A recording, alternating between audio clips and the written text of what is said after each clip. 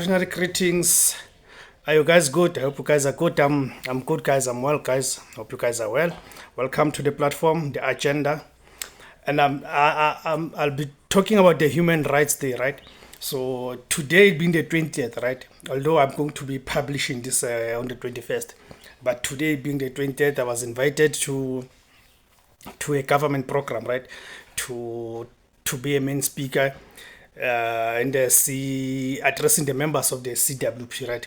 CWP is a community works program, right? So they were commemorating the Human Rights Day, so they invited me to come and deliver a keynote, right?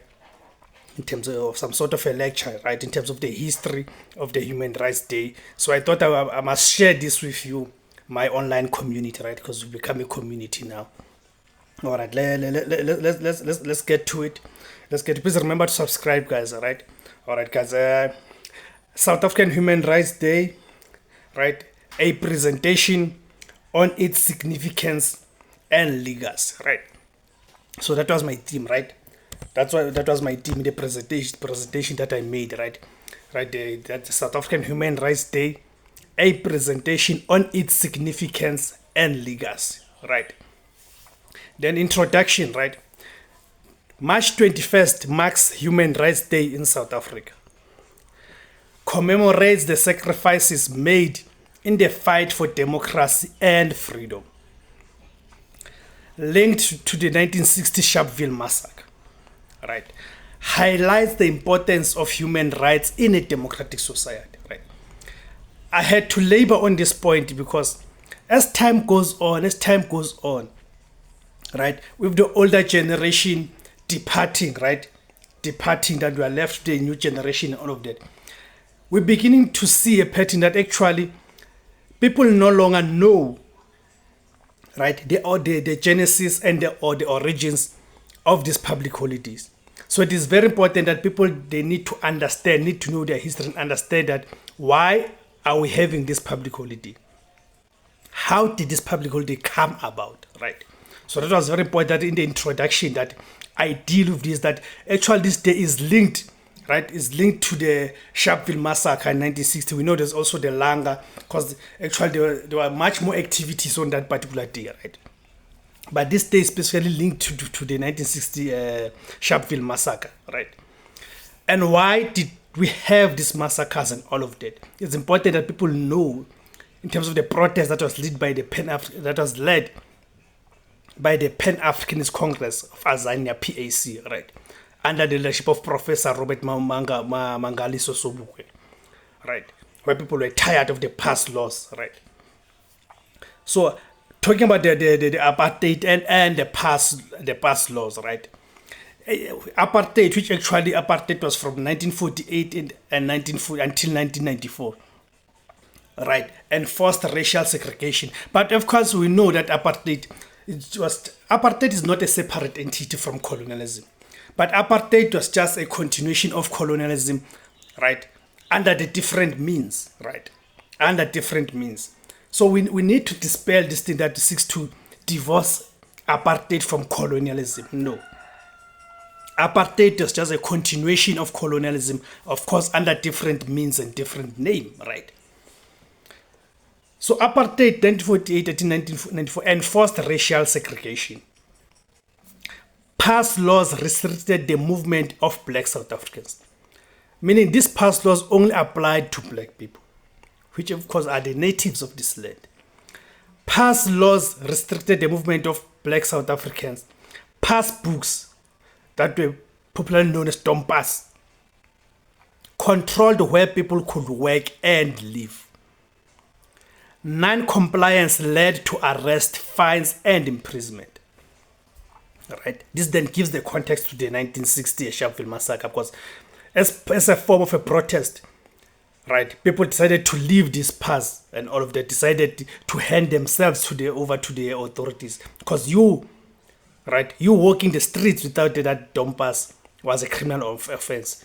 So non-compliance was met with arrests, fines, imprisonment, and even murder. As we know that people got killed, right?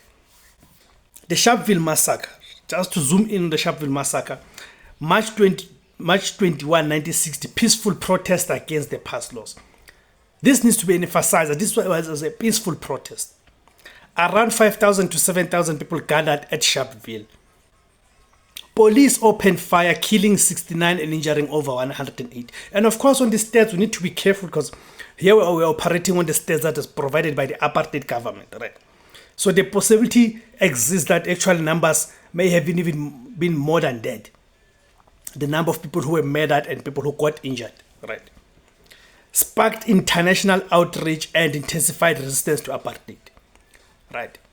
This brought a spotlight on the apartheid government, right? And its injustices.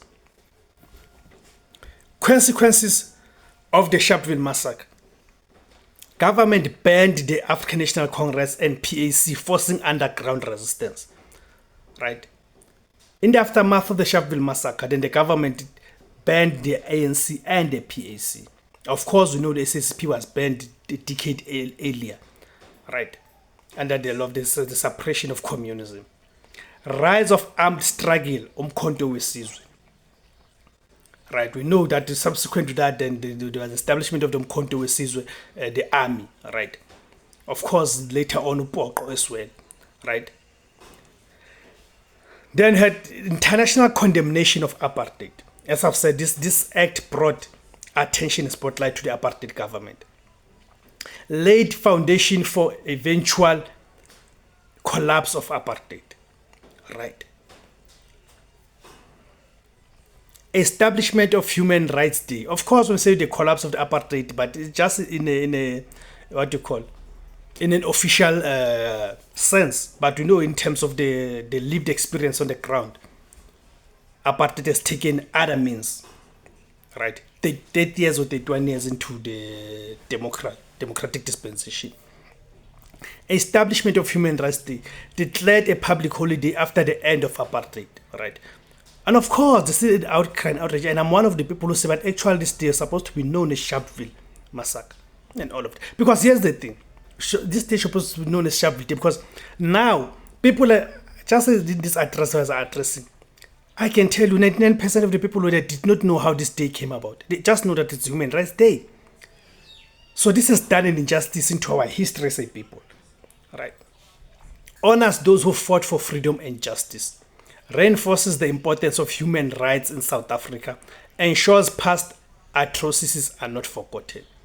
As much as you know, AfriForum and the racists are running to Donald Trump and all that, because all of a sudden they want to act as if these atrocities never happened, right? The Bill of Rights, as a result of the human rights and all of that, then we have the Constitution. Well, now we have what to call the Bill of Rights of 1996, right? Which talks about the guarantee to fundamental rights for all citizens.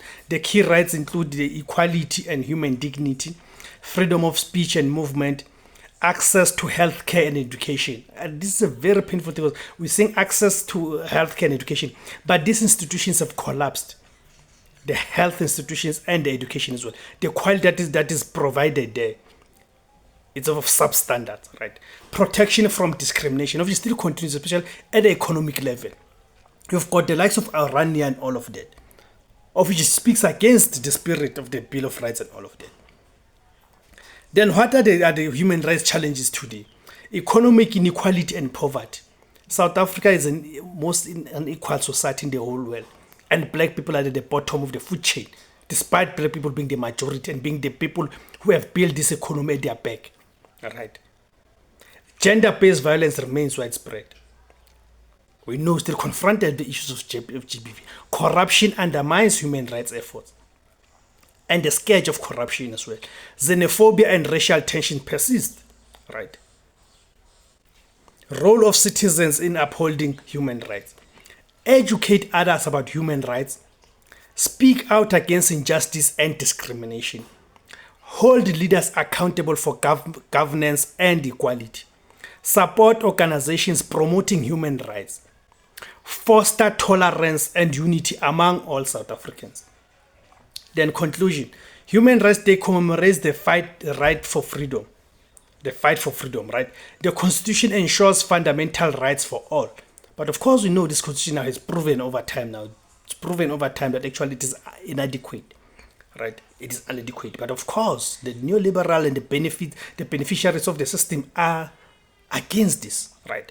Challenges remain, but citizens play a key role in progress. This is what I wasn't even emphasizing on the address that I was making, that citizens need to play an active role to ensure that they take their future into their own hands. Together, we can build a just and equal society for future generations. Those are these address that I delivered there. But of course, I expanded more on that one. But I've just tried to compress this on this video, right? And thank you very much, guys, for tuning in. And please remember to click on the description. There's a link on the description below. This link will send you to our landing page where you can leave your email there. So each time we publish a video, is sent to you, or send any documents, just like this speech that address that I delivered there, and the books and other relevant materials as well, right? So each time I publish a video, you can send those things. I can share books and documents with you guys. Thank you very much, guys, for tuning in. Please remember to like, share, subscribe, and comment. Siyabonga, Africa.